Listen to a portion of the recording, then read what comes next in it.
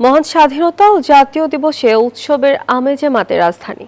জাতীয় সংসদ ভবনের দক্ষিণ প্লাজায় বাংলাদেশ সেনাবাহিনীর বিশেষ সাংস্কৃতিক অনুষ্ঠান স্বাধীনতার মঞ্চে সুর ও শক্তি, পাশাপাশি ওয়ারফেজ ব্যান্ডের পরিবেশনায় বৃহস্পতিবার সন্ধ্যার পর থেকেই সুরের মূর্ছনা আর তারুণ্যের উচ্ছ্বাসে মুখরিত হয়ে ওঠে মানিক মে অ্যাভিনিউ।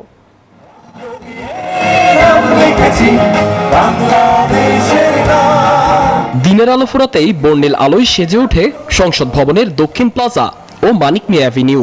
মহান স্বাধীনতা ও জাতীয় দিবসের ৫৫ বছর পূর্তিতে এই এলাকা হয়ে ওঠে এক টুকরো বাংলাদেশ।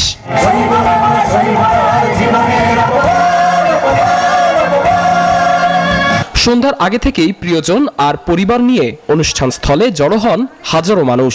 বাংলাদেশ সেনাবাহিনীর এই উন্মুক্ত আয়োজনে অংশ নিতে পেরে উচ্ছ্বসিত সাধারণ জনগণ।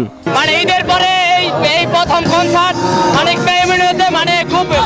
খুব এনজয় করতেছি। জুলাই বিপ্লবের পরে আমরা জুলাই বিপ্লবের সেনাবাহিনীর অনেক প্রত্যাশা দেখলাম, তারপর যে এত শান্তশিষ্টভাবে যে আমাদেরকে এরকম একটা আয়োজন দিতে পারছে, এর জন্য বাংলাদেশ সেনাবাহিনীকে অবশ্যই ধন্যবাদ। আমাদের প্রোগ্রামটা অনেক ভালো লাগতেছে, আমরা এনজয় করতেছি।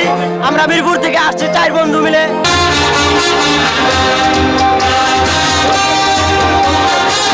অনুষ্ঠানের শুরুতেই সশস্ত্র বাহিনীর অর্কেস্ট্রা দলের পরিবেশনায় বেজে ওঠে কালজয়ী সব দেশাত্মবোধক গান। সুরের মূর্ছনায় উপস্থিত দর্শকদের মাঝে ছড়িয়ে পড়ে দেশপ্রেমের উদ্দীপনা। অর্কেস্ট্রার পর মঞ্চে আসে দেশের জনপ্রিয় ব্যান্ড ওয়ারফেজ। তাদের প্রাণবন্ত পরিবেশনা অনুষ্ঠানে যোগ হয় ভিন্ন মাত্রা। তরুণ প্রজন্মের স্বতঃস্ফূর্ত অংশগ্রহণ পুরো এলাকায় উৎসবের রূপ পায়।